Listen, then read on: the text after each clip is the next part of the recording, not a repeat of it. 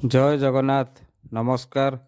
ଆସନ୍ତୁ ଜାଣିବା ଝିଟିପିଟି ପଡ଼ିଲେ ଶୁଭ ନା ଅଶୁଭ।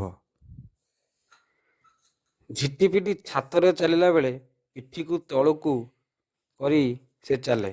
ସେ ମନେ ମନେ ଭାବେ ଯେ ମୁଁ ଛାତକୁ ଧରିଛି ବୋଲି ଛାତଟା ଅଛି, ନହେଲେ ଛାତଟା କେତେବେଳୁ ଗଳି ସାରନ୍ତାଣି। ଏଭଳି ମତ ବହୁ ସାଧୁଆଣୀ ମତ ଦିଅନ୍ତି।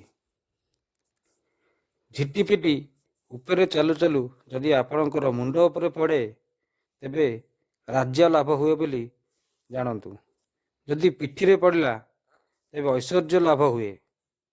ଯଦି ଡାହାଣ ହାତ କିମ୍ବା ଡାହାଣ ଗୋଡ଼ରେ ପଡ଼ିଲା ବହୁତ ଶୁଭ ହୁଏ।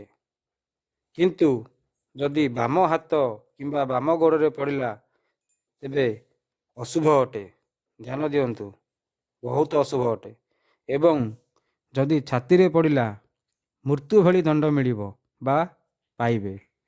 ତେବେ ଏହି ନିୟମକୁ ଆପଣମାନେ ଜଗି ଚାହିଁ ଚଳିଲେ ସମସ୍ତଙ୍କର ମଙ୍ଗଳ ହେବ। ଜୟ ଜଗନ୍ନାଥ।